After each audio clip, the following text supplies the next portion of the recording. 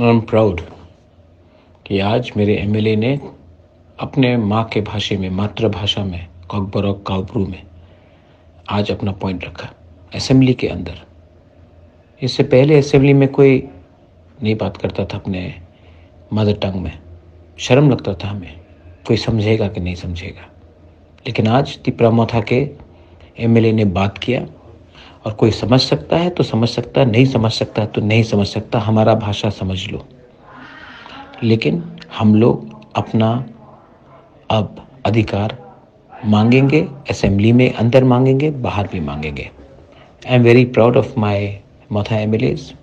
आपने इतिहास बनाया और कभी मत भूलिए, पुइला जाति उलो पार्टी। हम लोग अपने जाति के लिए बात करने आए हैं, सिर्फ पार्टी करने नहीं। This is पुबागरा।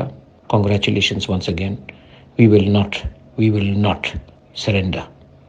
बेलाइनो हम भाई।